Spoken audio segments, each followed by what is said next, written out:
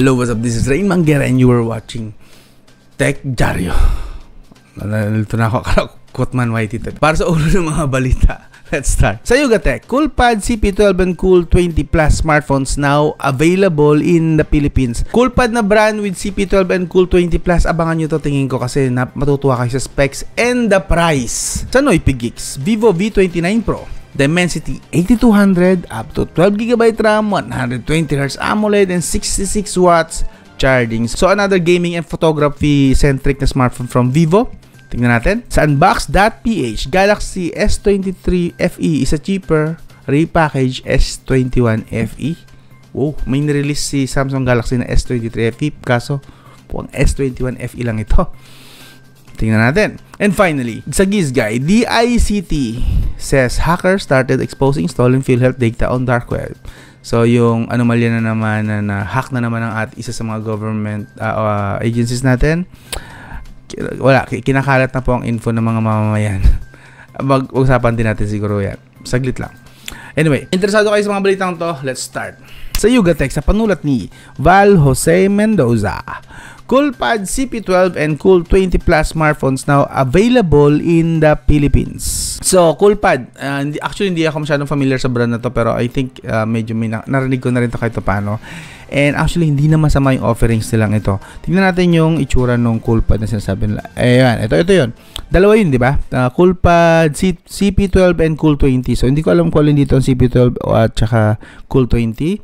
But, isa-isahin natin. The Coolpad CP12. Oh, so itong tatlong camera na pahaba.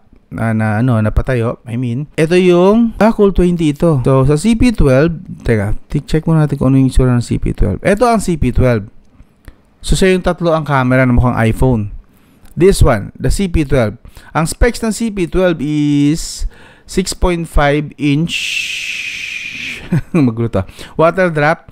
So, 720p lang po ito. Unisoc 9863A. Hindi ko tanda ko ano itong Unisoc 9863A na to. Baka 360. Hindi. Basta alam ko isa to sa mga luma nila na Unisoc eh. So, malamang mura lang ito. GE8322. 4GB lang po yung RAM. 64GB at 128GB storage sa pagpipilian. 13 megapixel lang na camera, isa lang po ang camera niya. Although nakalagay dalawa, pero huwag nyo nang bilangin dito, basura po yan. 5 megapixel lang yung selfie camera. Micro SD card slot.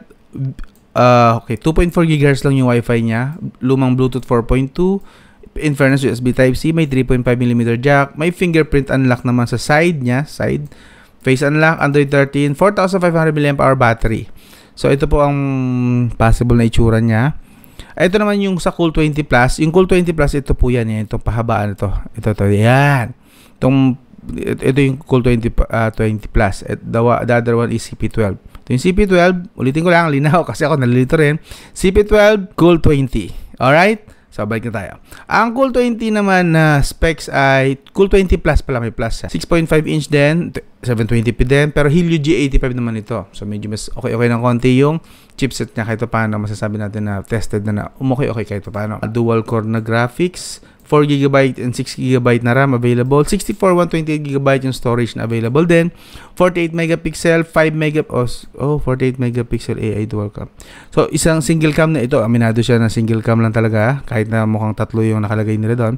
5 megapixel selfie camera. Ito, meron tong 5 GHz. So, 2.4 GHz and 5 GHz kasi meron siyang AC. Pag titingin po kayo, pagka may AC kayo nakita, usually may 5 GHz po yan. Bluetooth 5.0, buti naman, nasa 5.0 na siya. Meron siyang 6 na global positioning. So, baka pwede dito sa mga tropa nating riders. 3.5mm jack, USB Type-C, fingerprint unlock, nasa gilid din, face unlock. Kaso, bakit Android 11? Why? This is so old. 4,500 mAh battery. Sana mali lang ito, sana typo lang. Parang hirap ng paniwala na Android 11 lang ito. Anyway, pricing, 3,899 sa 4GB, 64GB. Naku po, ang gandang price nun. Kaso ito yung CP12, yung Unisoc. Yung 128GB is 4,299. So, goods to sa mga kabataan siguro. Mga kabataan at saka mga social media lang ginagamit ng mga tao, mga matatanda siguro.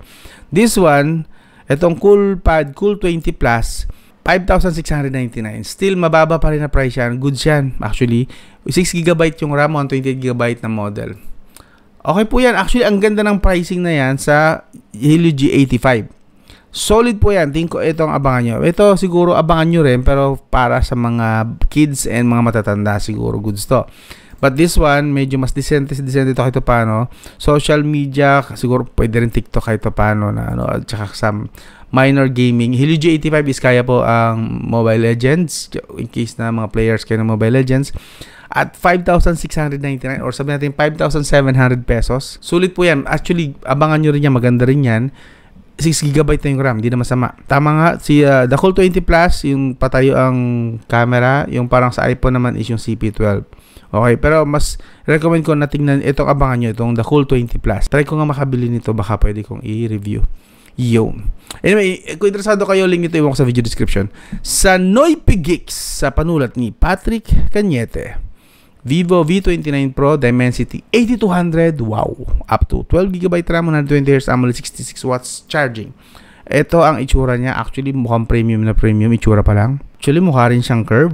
Mukhang sa gilid nito. Ang ganda, mukha siyang premium. Tingnan natin, iba pang makikita natin details. 8200, 4,600 mAh na battery. Not bad. Sana sinagad na nga lang sa 5,000, pero okay.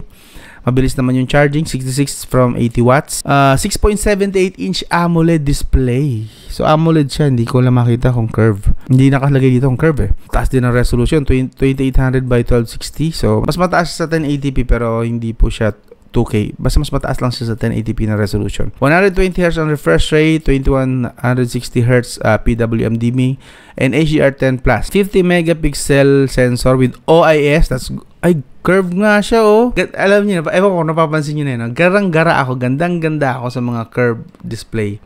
Pero ayoko niyang gamitin sa totoong buhay. Maganda lang sa paningin ko. Alam niyo yan, yung ganyan ko na phone, pinasa ko or either pinasa ko na sa family member or binebenta ko kasi maganda lang sa paningin ko pero hindi ko talaga siya makasundo. Nairita ako dun sa gilid na naka-curve. Gusto ko talaga flat. Kaya, yeah. Kung papansin nyo, pero appreciate ko to. Nagagandaan ako. It's just not for me. Under display fingerprint scanner. So I think okay to. Premium na premium ang itsuro, no? Tingnan nyo, ang ganda. Possible price is 27,200. So kulang 30,000. I think okay lang yan. Dimensity 8200 ito. Hindi naman ito pipitsugin na chipset. So I believe sulit na rin siguro. Sakto na rin yung pricing niya pagdating sa, kung ito ay direct conversion kasi sa India pa lang naman to. No word yet if it will ever make its way to the Philippines. Pero I think makakarating to ng Pilipinas. Ang 8GB to 56GB. Tama ba? Tapos 28,000. So dagdag ka lang ng mga 1,000 mahigit. Meron kang mas mataas na specs. Look at that. Ganda ng black. Ang elegant tingnan. Ito yung buong specs pala. Pakahirap ako. Android 13, Full HD Plus, Curve AMOLED display, 1000 touch sampling rate, taas. 1,300 nits peak, pwede sa labas, sa tanghaling tapat. 100% DCI P3 coverage, HDR10+, 3.1 GHz. Pang gaming kasi ito eh. Pwede po pang gaming si Dimensity 8200. Para mag-guess nyo lang kung bakit sasabi ko na medyo sulit na rin siya kahit paano. 8GB, 12GB na RAM, dalawang variant po yon. 256GB internal storage, 50 megapixel front, taas.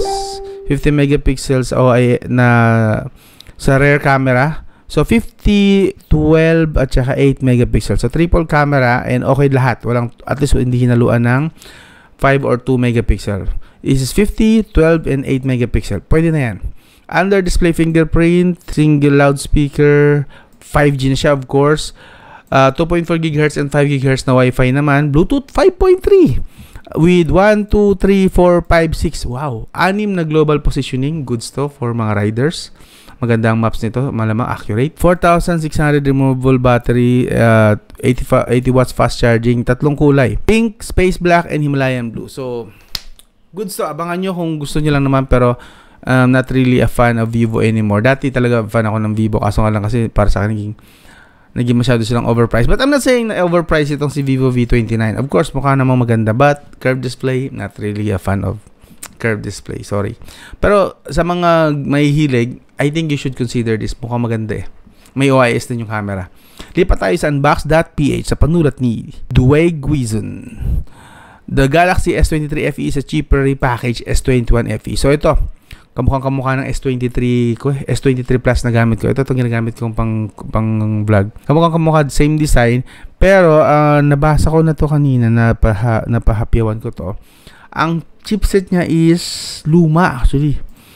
Qualcomm Snapdragon 8 Gen 1. Yun yung pinagtataka ko rin dito. Actually, pinagtataka din ng author to. Sharing the same design as S23, the A54 and A54, Samsung only made a few changes under the hood when compared to the Galaxy S21. The most significant of them is the processor, where US version na makukuha po nila, itong FE version na S23 FE ha.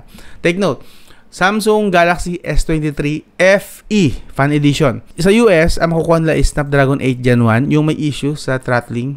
Hindi yung 8 Plus Gen 1 na mag-iba yun. Ito yung 8 Gen 1 na gawa mismo ni Samsung. Yun ang makakarating sa US daw. And the rest of the world, tayo, kadamay siguro tayo dyan, dito sa Pilipinas, Exynos 2200 naman ang chipset. So both may problem sa throttling and overheating. Kung hindi naman kayo gamer, I think okay to kasi maganda ang camera nito sa S23 FE. Camera wise. But if you are gaming, if you are heavy user, nag-edit kayo ng video sa inyong smartphone, not really the best ideal smartphone para sa no, not really.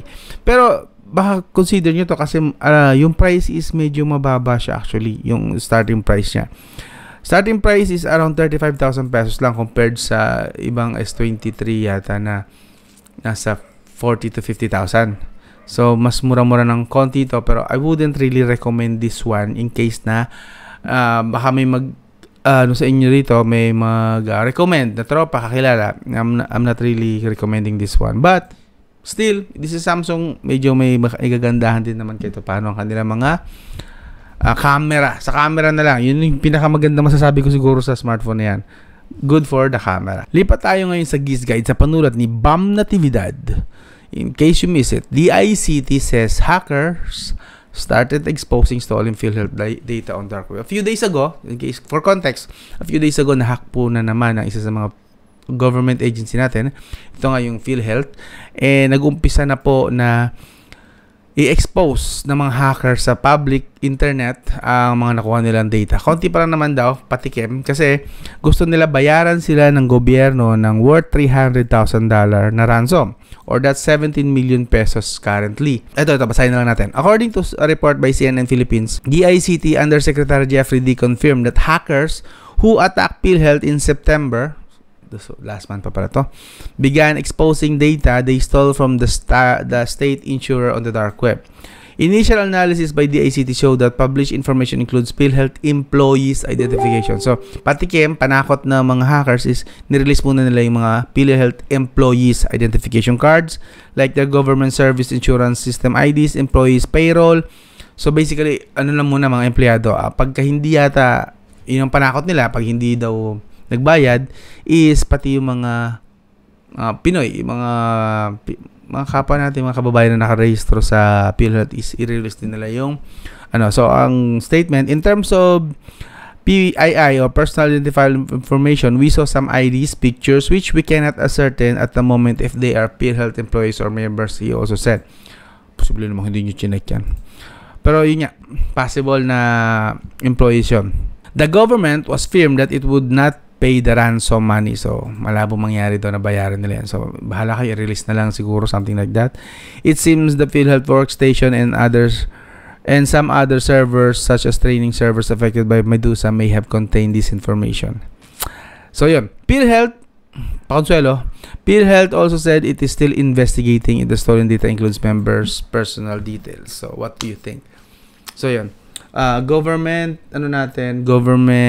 agencies natin talagang ang baba ng security pagdating sa mga ganitong bagay. Medyo dapat lang hindi nila bayaran talaga yung 17 million pesos na yan. Yung 17 million pesos na lang nila na yan, siguro mas maganda gamitin, ibayad sa mga magagaling na mga Pinoy hackers or Pinoy IT programmer lahat para hindi na maulit tong ganito. Yung mga panlaban ba, makakalaban sa mga hackers na yan. So, yeah. Sad. It's sad. But, yun. Just so you know lang, wala naman ako masyadong bibigyan ng opinion dito. But, just so you know, na yung, kung PhilHealth member kayo, possible na lumabas one of these days sa mga details nyo, mga ID nyo, blah, blah, blah, mga fingerprint, kung ano pang nakakalagay sa PhilHealth natin, ng mga information. Kapag naisipan ng mga hacker na ikalat na lang yung mga information na yan. But anyway, this is Rain Manguera. I hope may na-pick up ka kahit pa paano na info. I'll talk to you again soon. I'm out!